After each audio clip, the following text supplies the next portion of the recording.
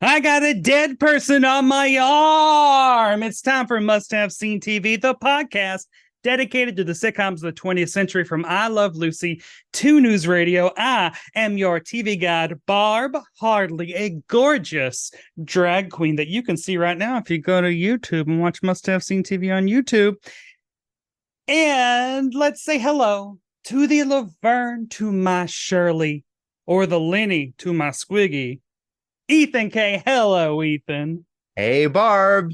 Thank you for Hi. thank you for comparing me to Michael McKean, one of the great comedic actors of our time.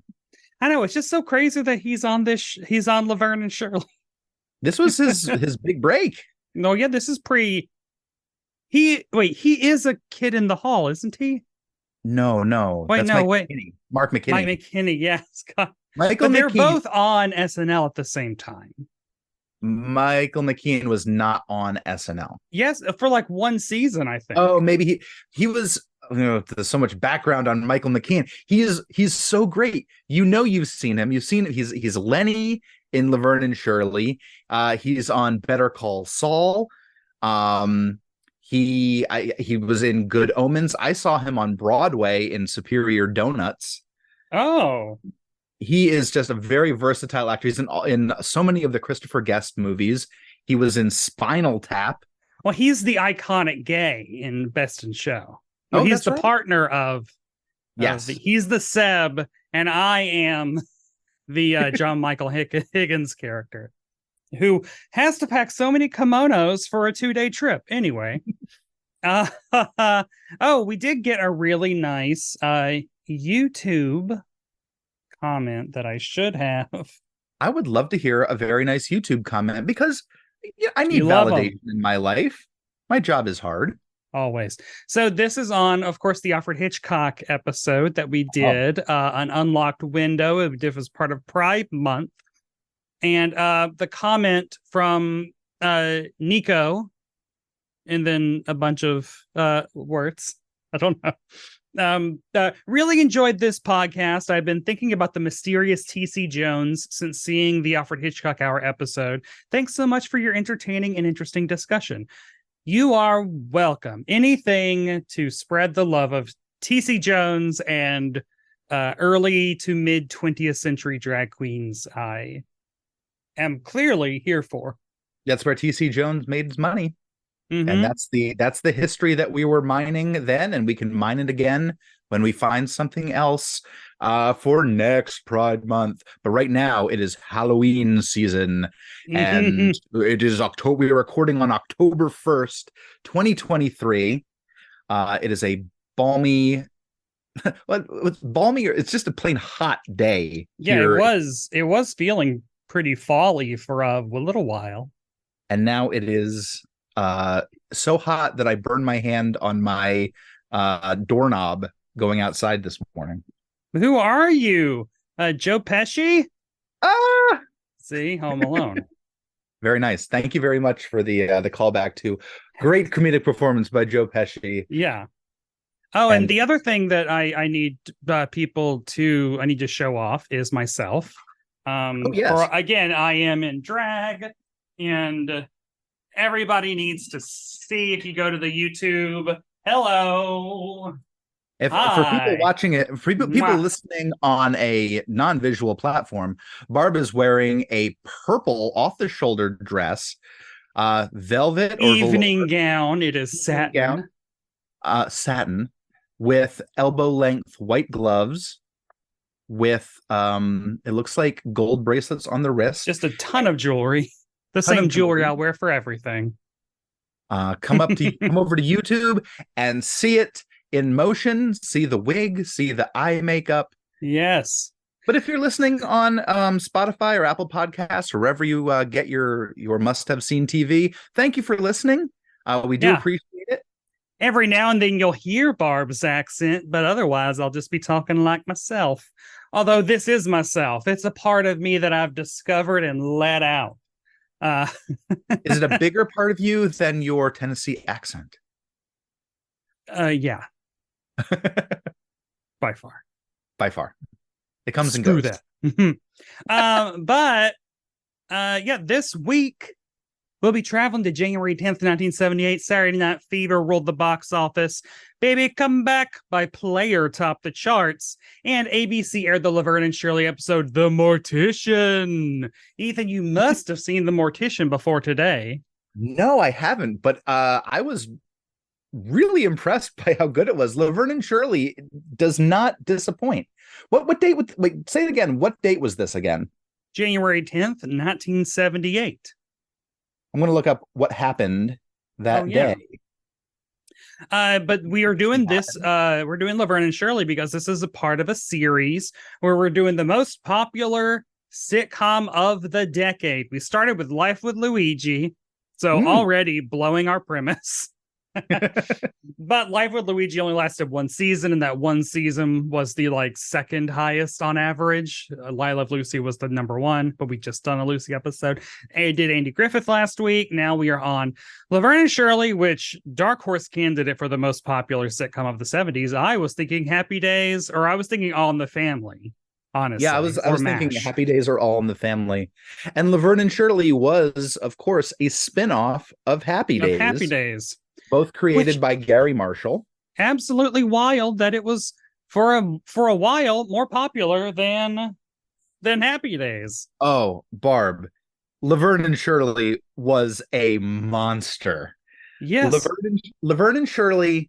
So Laverne and Shirley went 8 seasons. Cindy Williams, who played Shirley, left at the 8th season. So she did, I think, 2 episodes. And then she got pregnant and she said, I would like to have some time off to have a baby and be a mother. And they were like, no, you need to come in on your due date. And she's like, well, how about I just quit? And they're like, okay, I guess you can. I know, ridiculous, right? So the entire 8th season is Laverne and Shirley, but only Laverne. It is only Laverne. And they were ready to do a 9th season with just Laverne and still call it Laverne and Shirley. And she said, I want to film in New York City. And that was the straw that broke the camel's back, because it's more expensive to film sitcoms in New York than it is to film in LA. And that's what got the series canceled. Not Cindy Williams, half of Laverne and Shirley leaving the show. And it's similar to, Valerie Harper being fired off of her own show because she wanted to be paid like a lead actress should. Anyway, sexism, still dealing with it, baby. Well, so not only was Laverne and Shirley extremely popular from the 70s and 80s, it spun off not 1, but 2 animated shows. What are those? Are they animated Laverne and Shirley? Is it like the Brady Kids? It's you put them in a strange situation. So in are they ghost hunters? In 1981, they did 19 episodes of Laverne and Shirley in the Army. Oh my God. So in the 5th season of the show, they joined the Army Reserves, and it was enough to spin out this animated series where their sergeant, Sergeant Squealy, played by Horshack Ron Palillo, from Welcome Back, Kotter, was a pig, a talking pig. In the Army? Yes. And his boss was Kenneth Mars from Young Frankenstein and The Producers. So that was the first one.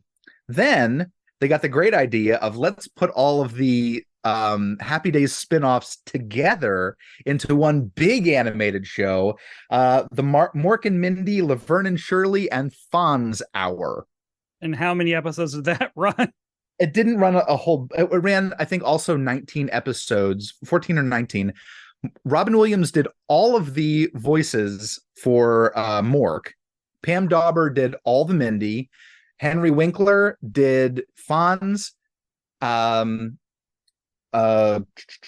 Penny Marshall did Laverne, and Shirley was played by Lynn Marie Stewart, who plays Charlie's Charlie's mom, and It's Always Sunny in Philadelphia. Oh, good. And is Miss Yvonne the most beautiful woman in Puppetland? Oh, wow. So yes, Laverne and Shirley was this monster mega hit that spun off 2 animated shows. What? That's bizarre. I mean, so it's also crazy because this might be like the second or third episode of Laverne and Shirley that I've seen. Oh, it's I mostly know it from Wayne's World. from the parody that they do. It's a show that absolutely deserved to be high rated. It's funny. It's not just quick wit. It's also a lot of physical comedy. Mm-hmm. So it's very broad. It plays to a lot of different audiences. And it has a fantastic ensemble cast. Not only do you have 2 fantastic comedians in Cindy Williams and Penny Marshall, but like add David Landers and Michael McKean on top of that. And it's chaos every episode. Virtual Marx Brothers.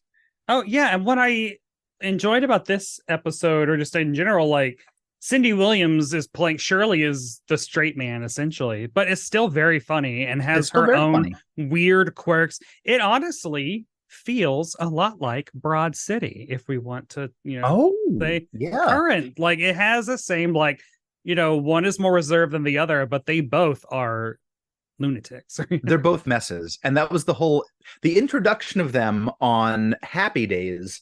It was from an episode called A Date with Fonzie. It was season 3, episode 10. And the whole thing was they wanted to get Richie Cunningham set up with a girl. Okay. And so the episode starts out, he tries to meet girls at a supermarket. Doesn't really work out. So what else you gonna do before OK Cupid and so back then they had Fonzie's Not So Little Black Book that had all of the ladies who he had dated and presumably had intercourse with, because the Fonz definitely... The Fonz got laid. Come on. Even though it's 1950s, people were still doing it. And that was the whole point, was that Laverne and Shirley were exceedingly easy. Henry Winkler as the Fonzie takes Laverne, and Richie Cunningham, who we saw last episode of Must Have Seen TV, as Opie, a baby, takes Cindy Williams, who plays Shirley, and he's like, this is a sure thing. Takes her home and gets interrupted by his parents. Also, the 2 of them played a dating couple in American Graffiti. Wait, Cindy Williams and Ron Howard? Still never seen American Graffiti. What is my problem? Am I even a Star Wars fan? Haven't you seen everything that George Lucas has done? Including Red Tails? I've seen THX 1138. Okay. So they really like Laverne and Shirley. I know I'm talking so much background on this because I thought it was fascinating. They come back for another 5 episodes. But as the series is being developed by Gary Marshall, who thinks the world of his sister Penny Marshall, who is both a writer and actor. She and Cindy Williams together were writing for Francis Ford Coppola's Zoetrope Productions. Wow. That's how they knew each other. So they were a package deal. They met on a double date and then went to work, became best friends, went to work on for Francis Ford Coppola together. Gary Marshall has developed Happy Days. Gary Marshall has developed The Odd Couple. Penny Marshall is a regular on The Odd Couple. Oh, yeah. He says, maybe we can spin off these 2 into their own series. And we get 8 seasons. Well, really kind of like 7.2 seasons of Laverne and Shirley. Yeah. Whew, and it's all history. And then she directs A League of Their Own. Yeah. And she did Big, she did Awakening, she did League of Their Own. She just passed away, I want to say like maybe 2-3 years ago. Yeah, and Cindy Williams starred in one of Hayden Rourke's final TV movies. Suddenly Love, I think was the name of it. And fun fact, Hayden's nephew, Ricky Rourke, was also in that movie playing Cindy Williams's boyfriend. And and Ricky was a aspiring actor and also gay, and we lost him to AIDS, I think, in the early 90s. But I always just adore that Hayden had a gay nephew and they got to, and he tried to help his gay nephew out. I love that. I tried to email or interview Cindy Williams for a long time. We played a lot of email tag, but unfortunately she passed away, even more recently. Oh boy. But this week on Must Have Seen TV, we're talking about the Laverne and Shirley episode, The Mortician. Ooh. It's the 13th episode of season 3, and it was written by Laura Levine and directed by Alan Rafkin. Here's how IMDb describes the episode. Laverne finds an unknown man attractive. Following him to his workplace, she finds out he's a mortician.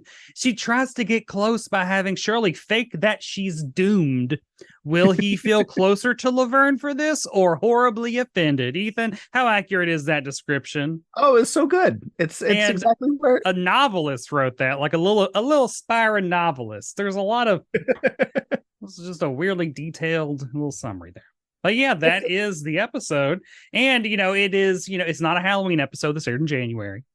And there's no spooks, but it is a mortician. And it is, and actually there is a Wolfman tie-in at the very end. But anyway. Yes. And morticians, they have a reputation for being kind of creepy. Oh, God, yeah. Despite the fact that my brother-in-law trained as a mortician, he is licensed as a mortician, and then he's just like, I don't want to do mortician stuff. I want to manage stores. So he's a manager at a Victoria's Secret at a very nice mall. So homosexual? No. Okay. He's married to my sister. They have a nephew. I have a nephew. So yeah. This was a non-Halloween episode at a time when you've told me that there weren't a lot of Halloween themed episodes around the late 70s. It was more like an 80s. It's just it didn't really take off. Holiday episodes in general, it takes a little while for them to really become de rigueur. Oh, but there's a great family affair episode what takes place at Christmas in July. Isn't that festive? And it features death. It's really a Halloween episode. Yeah, so we get the opening credits, which if you've seen Wayne's World, you'll recognize them. It's the first 5 seasons of the show took place in Milwaukee, same place that Happy Days took place. And then 6th season, they jump forward I want to say 5 or 6 years and are now living in California. I don't like that. Yeah, it's kind of weird. That would put me off. Well, and same cast though. Everyone got up and moved together, and that ends up happening. And the ratings fell after the first 4 seasons. They moved time slots and they tanked, and then they put them back in their original, and they got better, but they never reached the glories. Don't move shows. It doesn't work out. No one wants it. The episode opens with a tap dancing lesson. Yes, Carmine, played by Eddie Mecca, and Edna, played by Betty Garrett, who I did not know anything about her, but she was popular enough to have her own star on the Hollywood Walk of Fame. Oh, God. I thought you were going to say popular enough to have her own WikiFeet entry. You never know where it's going. Oh, that's how we're rating celebrity now, not Walk of Fame. Yeah. Feet. Wait, so who are these people? Because they're not in the rest of the episode. They're not in the episode. Carmine is just a friend. He dates Shirley every so often. He's just kind of when you move 2 characters from one show into a spinoff, you have to develop their surrounding cast. So Edna, played by Betty Garrett, is their landlady. Oh. Her Shirley's father lives in the same building. He's in the credits. Phil Foster as Frank DeFazio. We don't see him at all, but later in the series, he and Edna get married. Ooh.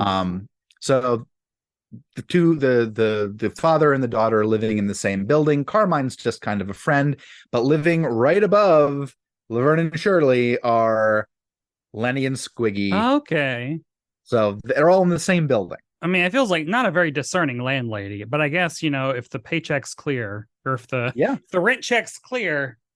Exactly. You will put up with Lenny and Squiggy. Well, and so, it opens with a tap dancing lesson. And then Shirley comes home from her job at the beer bottling plant. Correct?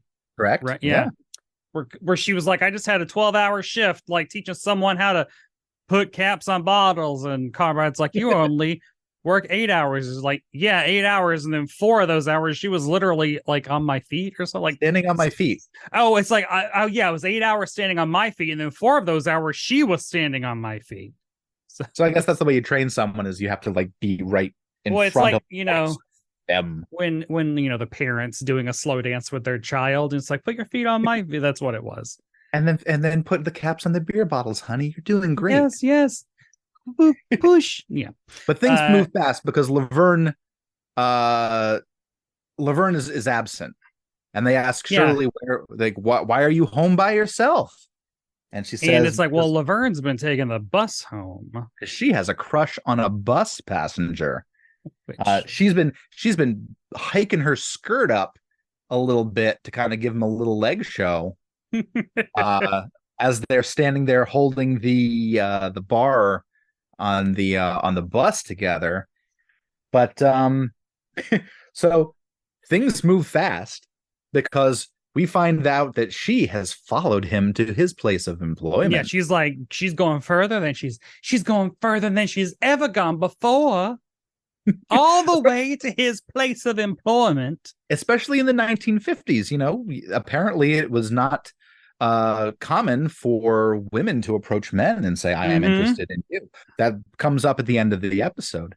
And so she ends up at a funeral home and she goes in. This is where Stan works. He runs it with his brother. And whoops, you're in love with a mortician. Now, Ethan, is someone being a mortician a deal breaker? Relationship wise? I guess not. And it's kind of funny that you say that, because right now I'm reading a book called the Kurosagi Corpse Delivery Service. It is a very popular adult manga. It is a comic book from Japan about some graduate students who have psychic powers, and they're all kind of involved in the death business, and they get cases from dead bodies trying to solve their murders. And I think one of the characters that I'm enamored with is the Mortician girl. Okay. This spunky little smart kid. Not kid, she's college graduate, but I guess, if I was a single lady riding the bus and I saw a man who looked like, I don't know, Mr. Robert Wagner, and I followed him home, and he ended up working and living at a mortuary, that's what they're called, right? Funeral home, crematorium. Yes, they have those too.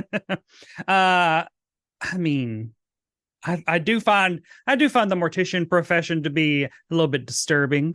Maybe not an enjoyable thing to talk about, but I mean, if the man's hot, I can heat up that funeral home at least one night. Am I right?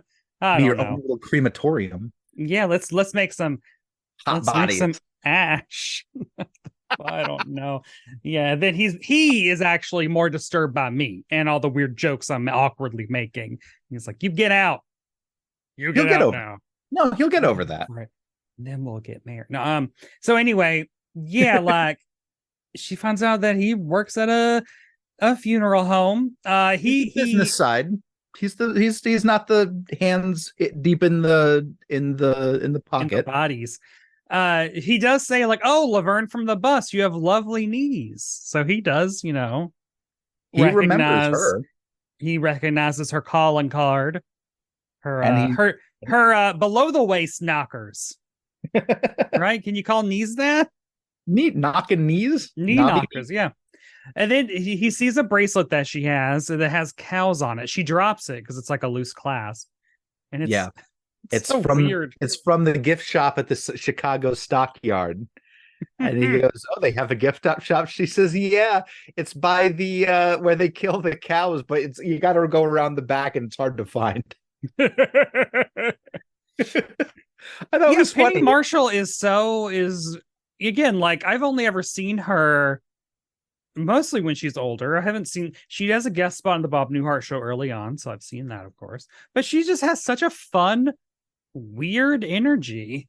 It's very like they cast Terry Garr to play Phoebe's mom on her biological mom on Friends. I could see Penny Marshall playing a Phoebe Buffay's biological mom.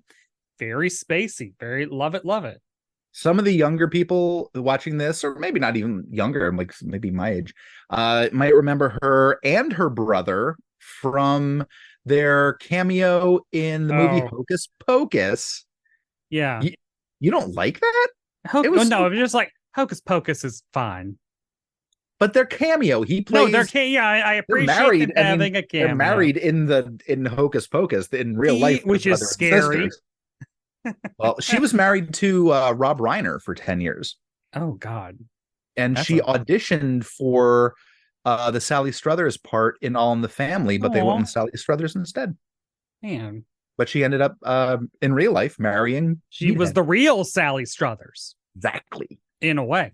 So, yeah. So he then starts showing off urns. He's like, what are you here for? Which is the thing that I don't think she thought through of like, you don't just stop by a funeral home. It's not like he was working at a Hollywood Video or something, which didn't exist in the 50s. And the whole thing about funeral homes is that they tend to be one of two things. One, very functional square buildings that have funeral home really big because it's like in an urban area. Or if it's a suburban one, they tend to be these very nice Victorian mansions. Oh, yeah. Well, and they're just it's just lots of space, like big one-story house, home for the funeral. You legitimately might miss the sign. It might just be this really nice house. Granted, it means that she also followed him into what she might have assumed was just his house. Which is also, what's your business here? Get out of renting, my house. Airbnb. But he gestures over to the urns and he says, "Ashes to ashes, dust to dust. If you're getting cremated, an urn is a must." And there's like a little bit of titter of laughter. And she goes, "I love poetry." I will say, I mean, they're not convincing me that this guy's a catch, but they are showing me a lot of Laverne's character. It's about who she finds attractive. Because this guy, he has a Crispin Glover vibe to him. Yeah, that's a good way of putting it. He's not he's no Mr. Wagner. He's no Ken Barry. He's played by John Fink. He didn't do a ton of stuff. He kind of did small roles in like Basketball and Batman and Robin. And all the greats. Yeah, Flatliners, The Client, the only John Grisham. Yeah, 20 years later, you're going to be in the biggest movies: Batman and Robin and Basketball. God, what a icon! He's fine. So then, a customer comes in. Yeah, which is weird. I mean, a grieving person comes in. So she's feeling awkward because she's like, I want to hit on this guy more. There's work to be done because this guy's brother is coming in from the body is being shipped.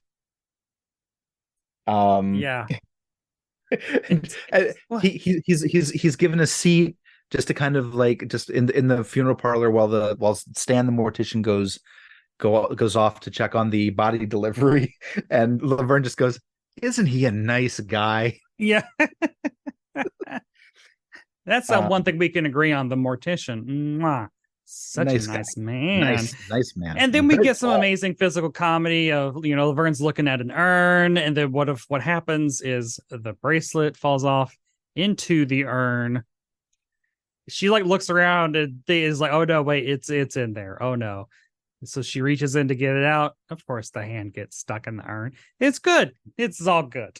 We're getting dust all over the place, ashes everywhere, which is great. I like it's a she tries wonderful to play it off as like, oh, no big deal. She like puts her hand, the urn arm, like between her legs, and then like sits on it. I guess she's trying to like pull it out. But then the guy's like, oh, do you want to see? And she's like, oh no, I'm fine. Like she's sitting on her urn hand. It's virtually Harpo Marx physical comedy. Yeah. It's really good. So it's not just the cool lines and the great performance. It's just suddenly there's this physical aspect of it. There's dust all over the place.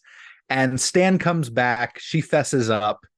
I got a dead person on my arm. And he goes, weird. No, that's a display urn. We use it as an ashtray. And she says, oh, I guess that's why I felt gum in it. So he helps her pull the hand out and then asks the $1 million question, why are you here? Yeah. She's like, oh yeah, well, no one's dead yet. Like she's making it up as she goes along. It's her roommate Shirley. She's only got so long. And then his tone turns into very sympathetic. Oh, I'm so sorry. Could he bring her in here? We can talk about pre-planning. I mean, this is a sale as far as he's concerned. This is great. Yeah, that takes a special kind of person. Hey, ABC, always be closing. Yeah, even if you're closing the caskets. No. Yeah. When they turn around, there's ashes. There's like soot or whatever on the back of Stanley's on his back. Yeah, they missed the joke of having a handprint on his tushy. Yeah. That ruined this episode. How dare they miss that obvious joke? But Lenny and Squiggy are also wait, hold on. Lenny and Squiggy are delivering beer to the funeral home. Yeah. Why not? Know that funeral homes have it on tap. The best funeral homes have it on tap. Yeah, I feel like it's usually BYOB. BYOC, then BYOB. Or you cater, you cater these things. There are people who cater funerals all the time. Yeah. If I had a nickel for every time one of my family members died when I was growing up in Philadelphia, and we went to someone's house afterwards and they had a big whitefish platter, I'd be a millionaire. We had, well, A, everyone was dying, and B, everyone served whitefish. Hey. Well, they get there, and then doesn't Stanley let it or they see that Laverne was there, and they're like, "Why was she here?" Well, they were initially upset because there were no corpses on display, and Lenny wanted to see a real live dead body. Lenny and Squiggy are just two of the most interesting characters because they're these kind of like they play themselves off as Lotharios, but they're really nerds. Oh God, yeah. The huge nerds. I mean, they're to put it in millennial terms, they're Bulk and Skull. Oh God, perfect example. The two of them though do go all the way back to college together. They were friends in college at Carnegie Mellon University in Pittsburgh, where they developed the Lenny and Squiggy characters. Oh, the characters, not the characters. The actors, not the characters. The actors, not the characters. I was like, oh God. No. The actors, Michael McKean and David Lander, were friends and performers in college. They ended up, where was it? They worked with the Credibility Gap, which I think was in LA. Credibility Gap was a radio performance group. Released actually albums. Harry Shearer was part of the group for a while. 3 of them. They would do an annual Rose Bowl parade commentary, which was very popular. They released an album, multiple albums. And Rose Bowl parade commentary? No, just concept albums. Back in the 70s. Oh, yeah, cool. Comedy albums. And the two of them stayed best friends through the rest of their lives. David Lander passed away, I want to say last year. Yeah. He had multiple sclerosis. He was diagnosed in, I think, 1984, 1985. Oh, no. And he released his autobiography, which was called How Squiggy caught multiple sclerosis and didn't tell nobody. I love that title. We'd love to see it or read but it. They played Lenny and Squiggy on together for all the seasons, and David Lander did a lot of voice work. His voice, he talks like this, which is very very distinct. He played I just learned this the other day. He played in Jerry Lewis in an animated series called Will the Real Jerry Lewis Please Sit Down?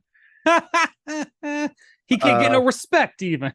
No, because everyone hated Jerry Lewis. He was a piece of shit. Wait, he's still alive, isn't he? No, he's dead. Oh, okay. God. And my then, brain ain't working. And then the last like 3 years, it's like, no, he sexually assaulted multiple people, credibly. Right. So fun till the daddy takes the T-bird away.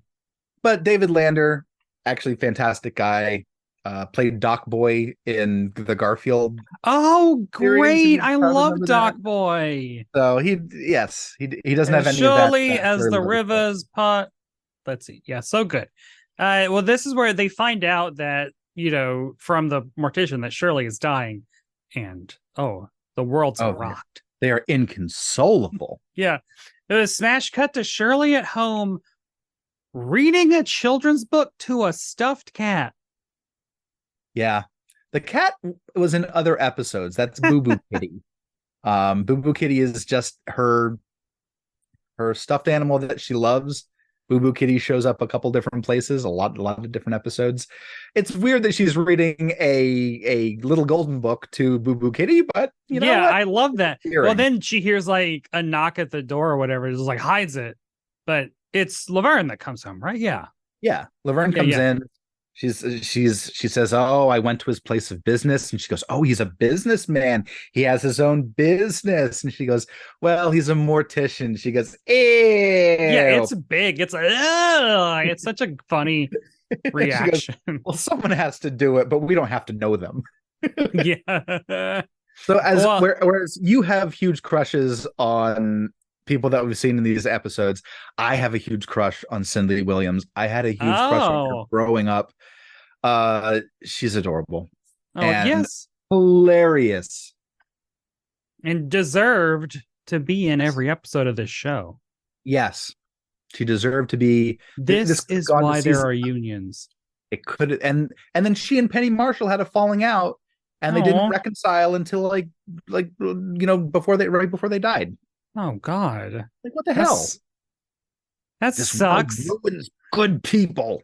Well, and now she's like, well, now he wants to meet you, and then like she keeps like trying to explain what's happening, and Shirley's just laughing.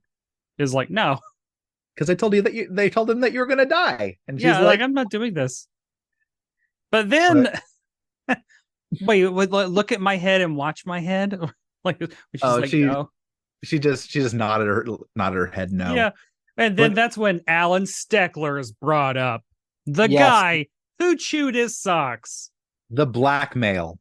Yeah, because they're like, well, like a couple years ago, Shirley wanted to go on a date with a pharmacist, but in order to do that. Which, I mean, hey, pharmacists make a lot of money, especially back then. And also, he's probably running like a soda ice cream like emporium as well. Because that was all tied together. And now what do? You go to CVS, you just buy Diet Mountain Dew. The whole soda fountain pharmacy, gone, thing of the past. What? The world is terrible. We really shouldn't. We should not have let that slip away. Exactly. What is up? Was it because like people would hate going to the pharmacy, and so they're like, well, I don't know, like throw some ice cream and soda pop in there, or maybe it was the other way around. They were like, oh, it's getting too popular. People aren't coming for the pharmacy stuff; they're coming for the food and the malts. So they had to like split the two apart. My guess is that like they probably had to put like medicines in the carbonated water, as something that you would be able to go home with somebody, and then you could be like, oh, if you don't want any medicine in your sparkling beverage, here's some like syrup that tastes like, cherries. Cherries or root or beer. Blue. And that's my guess. And now someone can please tell me that I'm wrong, or tell me Gen that Z, you need to resurrect this long lost tradition. It's too late for us. Exactly. You need to put together your own pharmacy that's not a CVS or a Walgreens or a Duane Reade. Or I'm like, I get capsule delivered to me, and I'm like, capsule should also deliver milkshakes to me. I should ask for that. You should get maybe a coupon for like a free milkshake if you're getting like medicine. Yeah. Especially at our house, we would get a lot because we get a lot of medicine. Right. If it was like a punch card, we'd be getting free shakes every week. That's Express Scripts. Express Scripts have a thing with McDonald's. You go down, you get like a free junior cone, and you'd be like, hey, I'm on Ozempic, but I'm also eating this 200 calorie kids cone. I need a hamburger right now. Oh God, I'm very hungry. But anyway, yeah. So the pharmacist was friend with a monster who chewed his socks, and so that is who Laverne had to go on. Was it multiple dates with? Yes, it was multiple dates that involved making out, and he tasted like kissing a hamper. Yeah, which is just, I mean, chewing socks is gross. But there's. It's kind of like what My Strange Addiction. Like I just eat the couch stuffing people. Yeah, it's like, what is it? It's Pika. No, Pika's the one where you eat hair. Oh no, thank you. There's like another one where you just kind of like eat things. People need to get normal hobbies. People like dressing up like a woman to host a podcast. Exactly. Or eat normal things like the McDonald's kids cone, which is 200 calories at McDonald's right now. Oh, God, so good. But then Lenny and Squiggy show up, and I love them. They got Shirley a lifetime subscription to her favorite magazine, which is wild because it is Confidential magazine. So it's like, man, Shirley loves the dirt. Shirley loves like the career-ending gossip. Like she's like, give me that rag. I want to see who the homos are and the commies. Like it's like, God, Shirley, that's a intense read. Yeah. Because Laverne and Shirley were not shrinking violets. These were not. I love that. This was not Donna Reed life 1950s. No, this is the 70s version of the 50s, which is slightly more real than the 50s version of the 50s. Yes, but they're like, she's like, wait, I'm assuming that these kind of people existed in the 1950s as well. We read Confidential magazine. We go all the way on a first date because you know what? We're awesome. I'm a nerd, but I wear a leather jacket. Yeah, I talk. I got a distinctive voice. But she's like, wait a second. The subscription is only for 6 weeks. It's fun because they expect Shirley to be dying. They haven't been told otherwise. It's a going away gift. Wait, why? How does Shirley end up in a hearse? Because he picks her. He picks her. Them? Yeah, and Laverna. Yeah, exactly what it is. I stumbled over my words just now. Lenny and Squiggy see the hearse, pick them up. Oh my God. From their window, and it's like, oh God. Oh. She always wanted to ride in a big car. The hearse. Which you get this like ADR voice of, hey, scooch over. I know there's a lot of room back here, but you don't have to be on top of me. Because all they did was just film like maybe it was the back of a hearse, stock footage of a hearse driving away from a building. So when they get to the funeral home, Stanley shows the casket that Laverne has on layaway. $40. Yeah, the plainest of pine boxes, no interior, anything, no and little pillow. Shirley wants the pillow. You're gonna put me in an orange crate. Exactly, which was marked down from $60. It was $30 it was $40 on sale. No pillow, can't rest your head. No lining, nothing.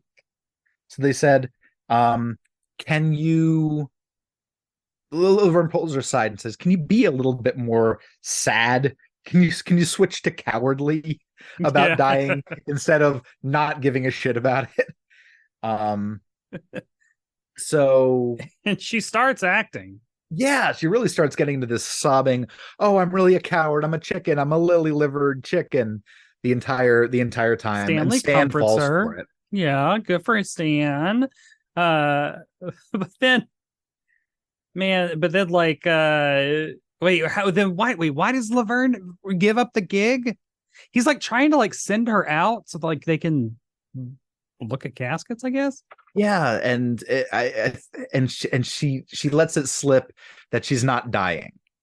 She lets it slip that Oh Shirley's not yeah, and then dying. yeah, so Shirley's still there, and then he's like, "Wait, what?" And then Laverne's like, "Oh yeah, I mean, I forgot to tell you, the doctor called. They found a vaccine. Yippee!" They found a vaccine to prevent you from your non-specific illness. I loved Yeah. it. It was great. It's a load off my mind. And then they have to apologize to the mortician by saying, "We didn't mean to do anything low and disgusting. It just turned out that way." And he's like, "Why did you do this?" It's like, okay, well, 2 years ago she wanted to go out with a pharmacist. Like they have to like start. It's like that. That is a bizarre beginning to any explanation. But then he said, "Why didn't you just ask me?" And here's where it gets poignant, because she said, I didn't want you to think I was a floozy by taking the first step. And he says, "Well, I wouldn't think you're a floozy, but can I call you next week?" And she's like, yeah. "Did I give you my number?" And he's like, 3 times yesterday. Like, we get a scene where Laverne and Shirley are talking about this, doing a little of post-mortem on Stan. And Laverne says, "All my life, people told me you can't go up to a guy and ask him out, but now I will." Liberation. And Shirley says, and because because we were told that they'll think you're cheap. And and then she goes, "Stan didn't think you were cheap. Stan thought you were disgusting." Which would you rather be, cheap or disgusting? No. And they said cheap. And then Shirley's like, "Well, actually, I'll change my mind." Okay. The little stinger at the end is Halloween. Lenny and Squiggy. Oh, it's Halloween. Lenny and Squiggy. Or it's intact. Well, I mean, so Laverne and Shirley are at home. Shirley is asleep on the couch. Laverne is watching The Wolfman, and she's like, "Oh, I can't believe you slept through the Wolfman's whole body getting hairy." Like, best part, the Wolfman's body got all hairy. Yeah. And then Lenny and Squiggy come in suits. They got funeral armbands, flowers, the big lilies. And Cindy Williams, playing Shirley, pretends to be pretends to be dead on the couch, and then she stands up and pretends to be a zombie, and the flowers go flying and they run out of it, and that's the end of the show. Yeah, they're like, "Oh, she's a ghost." Yeah, so yeah, fun. Fun. Unfortunately, I don't think we'll ever see Stan again. We don't see Stan again. Because they didn't do that kind of stuff back then. There are few steady boyfriends. If you want to watch Laverne and Shirley, if you want to watch this episode, it is on Daily Motion. Many episodes of Laverne and Shirley are on Amazon Prime and on Pluto TV. Just not all of them for some reason. It's usually actor rights. So it's like, so who is the holdout amongst these people? But it could also be anything. Could be any number of things. Yeah. So you have to go kind of search for this one, folks. There's a version up on YouTube, but the sound isn't all that great. And they also had, they had to do the weird cropping in order to try and trick all the robots that look for copyright material. Whatever. Yeah. Are you ready for some must-have facts about this? The biggest sitcom of the 70s. Yeah, the biggest sitcom of the 70s. We've gone from Life with Luigi to Andy Griffith Show to Laverne and Shirley. What a motley crew. Oh, So 27.4 million households watched this episode of television. It was number 2 for the week, but the top 5 shows of the week were 5 was All in the Family, 4 was Happy Days, ooh. 3 was the Super Bowl post game, 2 was Laverne and Shirley, and the number 1 was the Super Bowl. So the only thing that could beat these two broads from Milwaukee was whatever football players I didn't look up who was playing in 78. Well, the only other thing that was happening on this day was Soyuz 27 launched to the Salyut 6 space station. Ooh, a space Yeah. station.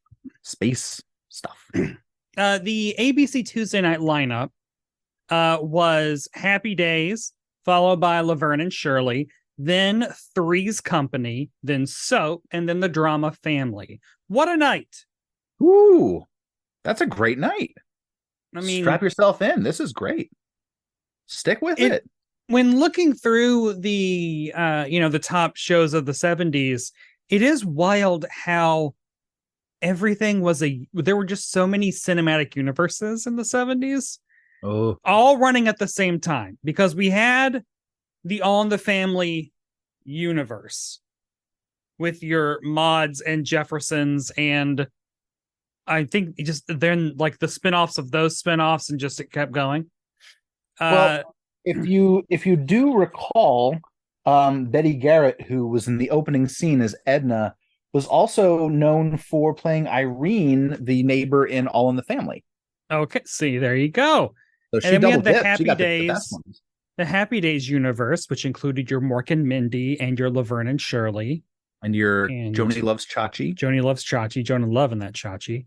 Then there was the Mary Tyler Moore universe, because Rhoda and Phyllis, and then later Lou Grant, a drama. And oh god, there was another one that I thought of that then Alice beget Flo. Like, it is wild just how like they just were.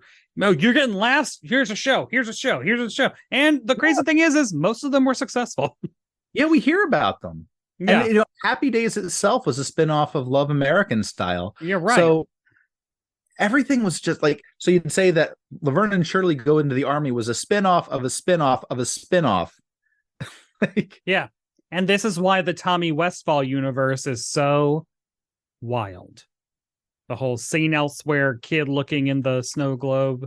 Wasn't that the Dwayne McDuffie theory that Tommy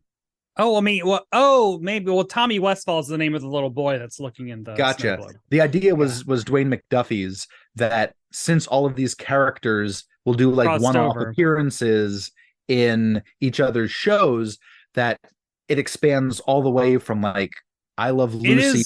It's like 90% of all television. Like, it is wild. I did an article on it. Streets. Yeah, it's amazing. So many years ago.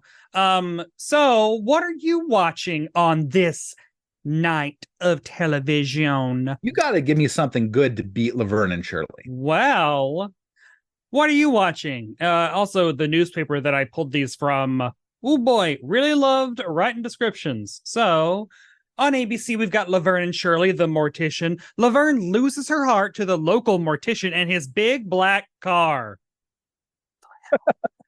But she needs Shirley to help her get a date with him. Shirley doesn't know what she's letting herself in for when she agrees to help. Then on CBS, we've got the Fitzpatricks. Mike and Maggie go away for a final weekend together before the expected arrival of their new baby. The trip is cut short, though, when the baby decides to be born sooner than anticipated, causing uncomfortable confrontations with the other Fitzpatricks caught in the middle of a party and paramedics when there's no time to get to the hospital. What? That's so much information. And then on NBC, a rerun of the pilot of Man from Atlantis. This is Oh, the original pilot that spawned the Fishy series, starring Patrick Duffy as Mark Harris, the man from Atlantis, taken to a naval hospital after being discovered washed up on shore. Dr. Elizabeth Merrill, Belinda J. Montgomery, discovers that Mark has gills instead of lungs, and he is able to stay underwater for hours at a time and can swim faster than a dolphin. The Navy promptly enlists Mark and sends him to find a missing submarine. This leads to Mark's first encounter with the mysterious and evil Mr. Schubert, Victor Buono. Victor Buono. Yeah, so I have a Victor Buono figure on my wall. So what are you watching? Oh, Laverne and Shirley. Hands Are you down. sure? Oh, well, yeah. What if you missed the Man from Atlantis pilot when it aired earlier this season? No, Patrick Duffy, interesting enough, but not interesting enough to beat Laverne and Shirley. I mean, if I'm a kid at that time, oh my God, I want to tune into Linny and Squiggy and see what they're up to. Their goofy antics. Oh, this is correct. So, like, if I'm a homosexual, Jesus, my You're probably boobs watching keep falling Patrick down. Duffy. No, but like, if I'm a homosexual man in 1977, who's 39, 78, if I'm myself, then you're watching Laverne and Shirley every week because the dolls are getting it, the divas are working, the sass is there, the shade, we love it. But then Man from Atlantis is like young Patrick Duffy in like tiny gold shorts, and Victor Buono, gay icon. Yeah. So it depends. I will assume. Oh, but Man from Atlantis comes on at the same time as Laverne and Shirley, and there are no VCRs. What am I gonna do? I guess if I haven't seen the pilot, I'm gonna watch it because it only lasts 13 episodes. I gotta get it in while I can. I think didn't they make a comic book of it? So, Man from Atlantis had a Marvel comic that lasted 7 issues right at this time, written by Bill Mantlo, and with art by Tom Sutton for issue 1, and then Frank Robbins for the rest of the run. Bill Mantlo was big on. He did the Hulk. Didn't he create Rocket Raccoon? Oh yeah, Yes, he did. Bill Mantlo. And also Man from Atlantis, the comic. He's still alive. He's still alive. I remember when the movies came out, everyone was like, Marvel's making millions of dollars off of Rocket Raccoon, and the creator of Rocket Raccoon is broke. And he has like some illness. Like he's in a wheelchair. I mean, he's not doing well. So look to the Hero Initiative. Yes, Hero Initiative. Donate money to them. They are a great cause that will take care of your favorite comic book creators in their later years, as so much of these agreements with comic book companies were work for hire. So and they didn't get anything. And Marvel and DC ain't taking care of them. No. You might have created Rocket Raccoon. You might have given them billions of dollars in box office. They ain't gonna take care of him. Anyway, you just know that the voice of Rocket Raccoon, Bradley Cooper, probably made more money voicing Rocket Raccoon than Bill Manto probably made in his entire career. Oh God, just for one of the movies, I bet. On IMDb, 90 Laverne and Shirley acts gave this an 8.3 out of 10. Would you go higher or lower? Or is that right on the money? I'd go higher. I'd go to like 8.6. This was great. Okay. Yeah, I mean, I don't know the like scale of quality of Laverne and Shirley, but I would say this is a solid, 8.3, 8. Like, it was a good, solid episode. I assume there are better ones of Laverne and Shirley, but this seems like a good workhorse. We're grinding out 30 of these a year at this point, that kind of. Yeah. They're good. It was really good. There were a lot of episodes per season, but you know what? Just don't even watch this one. Don't even track this one down, people at home. Just find some Laverne and Shirley, because every episode, especially like the first, 4 or 5 seasons, every episode was great. every episode was funny. It was just, you had just a great mix of characters and great lines. It was just absolutely spectacular. I need to watch more. Who had the must-see performance? Cindy Williams. Oh, I'd say I take that back. Marshall. I take that back, and I only say that because I have a crush on her. Yeah, but no, Penny Marshall had the must-see performance. She was carrying all those scenes with her and this completely straight-laced mortician. Just a real void of a person. Yeah, in a black suit. Like, who is this guy? I'm wearing a black shirt right now that says the word strike on it. I look like a 1960s Batman. Oh, yeah. I would say Penny Marshall killed it, crushed it. Absolutely. Must other people see this episode you just said? I mean, I think, if you want to, but like you said, I think you could probably go to those first 4 seasons on Pluto and Amazon Prime, put one on. Yeah. Party, baby. I can't say anything for Laverne and Shirley in the Army. I know that Cindy Williams did the voice of Shirley for that, but for the Mork and Mindy, Laverne and Shirley Fonz Hour, she did not do the voice for that. No seal of approval there. Then you get Ron Palillo. I'm surprised that Laverne and Shirley never teamed up with Scooby-Doo. Oh, wouldn't that be great? I mean, it feels like a natural fit. But I guess that the Scooby-Doo movies happened in the early 70s, and this is like late, so. Yeah. But they did team up with the Harlem Globetrotters and Batman and Robin. And Don and the Knotts. Addams Family, Don Knotts. Mama Cass, Sonny and Cher. Great. Don Knotts, out of all people. So, I mean, that's it for the 1970s. We're going to the 80s next, where, oh boy, my fingers would be crossed for Cheers, but I'm feeling it's probably going to be Cosby Show, so we might be doing the second most popular. We'll just be playing that by ear. Yeah. Oh, because it needs to be a Halloween episode as well, so we'll figure that out. Because Ethan, now it's Halloween season. Thank God. Ethan, where can people find you on the internet? Check me out on Ethan K55 at Instagram or Ethan K at Blue Sky. I see you posting up a storm on Blue Sky. I'm trying to use that shit. There's not a lot of traction on Blue Sky, but I like it better. I just, if I can actually read everything, that's nice. I did learn that Twitter, while being a cesspool of filth, does end up remaining a community for various groups. Mm-hmm. Like I was talking to Megan about it, and she's like, oh, we're doing some advertising for doctors on Twitter. And I'm like, hey, Twitter. She's like, no, doctors know that it's garbage, but it's still the best place to get in touch with other doctors. Yeah. Other voices and names in their profession. So they're sticking with it. And there are other groups that are sticking with Twitter, X, whatever, just because it's the place that they've carved out, regardless of Elon Musk and regardless of everything else. We need a town hall. Anyway, y'all can find me on Instagram at Barb Hardly, and then also at Brett Y. And then you can find me on Twitter at Brett Y, and then also at Brett White on Blue Sky. And go to YouTube and search for Barb Hardly and look at all my videos that I'm making. And it takes me 2.5 hours to get into all this. So please make it worth my while, please.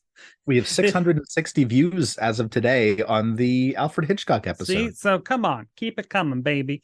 Go to Must Have Seen TV on YouTube. Leave reviews on iTunes. Send us emails at musthaveseen@gmail.com. And go to the YouTube, obviously, and et cetera. And I guess we will see y'all in the 80s when it gets spooky. Right? Take care, everybody. Bye, y'all. Mwah.